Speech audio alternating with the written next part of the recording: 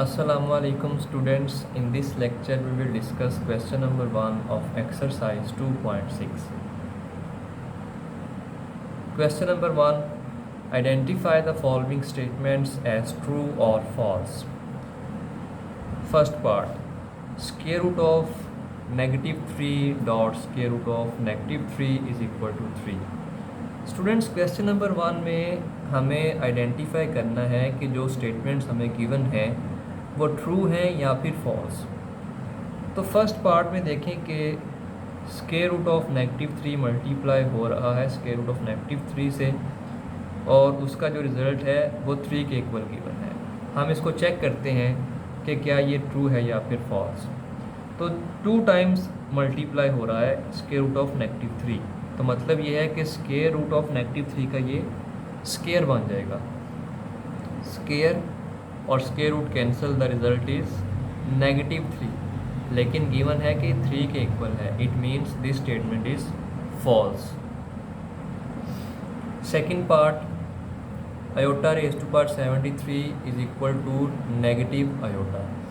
तो सिंपल हम iota raise to power 73 को सिंप्लीफाई करते हैं और चेक करते हैं कि क्या इसका रिज़ल्ट नेगेटिव आयोटा के इक्वल आता है या फिर कुछ और आता है।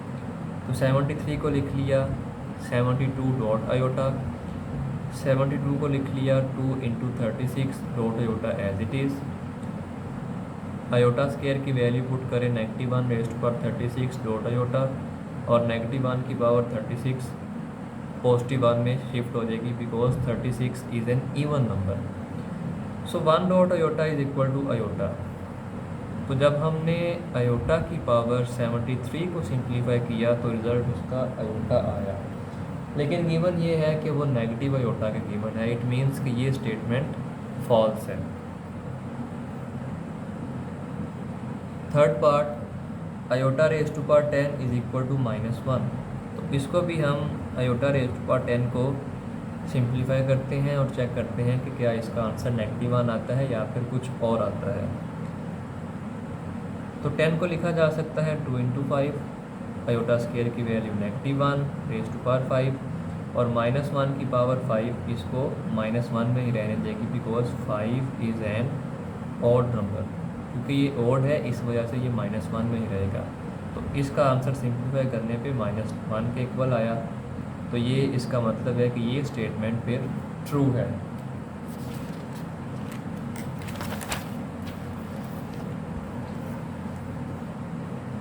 Now fourth part, complex conjugate of -6 iota plus iota square is -1 plus 6 iota। Students statement ये है कि अगर हम इस कॉम्प्लेक्स नंबर का कॉन्जुगेट लें तो कॉन्जुगेट लेने पे ये आना चाहिए। ये स्टेटमेंट है। तो हम चेक करते हैं कि कॉन्जुगेट लेने के बाद क्या वाकई ये आता है कि या फिर कुछ और आता है। तो जब भी किसी भी कॉम्प्लेक्स नंबर का कॉन्जुगेट फाइंड करना हो तो ज़रूरी ये होता है कि वो कॉम्प्लेक्स नंबर स्टैंडर्ड फॉर्म में हो, लेकिन यहाँ पे ये स्टैंडर्ड फॉर्म में नहीं है। इसको हम लेट कर लेते हैं z के इक्वल, let z equal to -6 i plus iota square. अगर हम यहाँ पे आयोटा स्क्वायर की वैल्यू पुट करते हैं that is -1, so minus positive minus -6 iota -1 rearrange कर लिया जाए तो -1 पहले लिख लेंगे, -6 आयोटा बाद। अब ये एक स्टैंडर्ड फॉर्म बन गई है किसी कॉम्प्लेक्स नंबर की। अब हम इसका कॉन्जुगेट लेते हैं, टेकिंग कॉन्जुगेट। तो जब कॉन्जुगेट लेंगे तो आयोटा वाली टर्म का साइन चेंज होगा, यहाँ पे नेगेटिव है यहाँ पे पॉजिटिव, -1 + 6 आयोटा। तो चेक करें कि जो स्टेटमेंट गिवन थी उसमें भी कॉन्जुगेट लेने के बाद -1 + 6 आयोटा ही आया था। इसका मतलब है कि जो हमारी स्टेटमेंट है that is true. Fifth part, difference of a complex number z is equal to a + b iota and its conjugate is a real number. Students statement ये है कि कोई भी कॉम्प्लेक्स नंबर हो, यहाँ पे कॉम्प्लेक्स नंबर की स्टैंडर्ड फॉर्म दी गई है z is equal to a + b iota. Statement ये है कि किसी भी कॉम्प्लेक्स नंबर और उसके कॉन्जुगेट का अगर हम डिफरेंस फाइंड करें तो वो रियल नंबर आना चाहिए। तो हम इसको चेक करते हैं। जो कम्प्लेक्स नंबर की स्टैंडर्ड फॉर्म है वो तो हमें गिवन है z equal to a plus b iota. First of all इसका हम लेते हैं कॉन्जुगेट। तो इसका कॉन्जुगेट लेंगे जब z equal to a plus b iota, conjugate लेंगे तो आयोटा वाली टर्म का साइन चेंज होगा, it will become negative b iota, क्योंकि प्लस चेंज हो जाएगा नेगेटिव में। अब डिफरेंस है, डिफरेंस का मतलब है कि कम्प्लेक्स नंबर और उसके कॉन्जुगेट को हमने सब्ट्रैक्ट करना है। z minus z conjugate, z की value a plus b iota, this is a plus b iota, ये नेगेटिव एज इट इज़, और z के कॉन्जुगेट की value a minus b iota. अब माइनस इनके साइंस चेंज करेगा, minus a plus b iota, minus a और plus a cancel, और b iota plus b iota makes 2b iota. अब students जो इसका फाइनल आंसर आया है date belongs to imaginary part, because यहाँ पे आयोटा वाली टर्म मौजूद है, तो आयोटा वाली term belongs to imaginary part, ये रियल नंबर नहीं है। Therefore given statement is false. Given statement में ये था कि रियल नंबर आना चाहिए, लेकिन यहाँ पे इमेजिनरी पार्ट आया। Sixth part, if a minus 1 minus b plus 3 iota is equal to 5 plus 8 iota, then a is equal to 6 and b is equal to minus 11। इस इक्वेशन को यूज़ करते हुए a और b की values find करते हैं और फिर चेक करते हैं कि जो वैल्यूज़ फाइंड हुई हैं a और b की के क्या वो यही वैल्यूज़ हैं या फिर कुछ और हैं।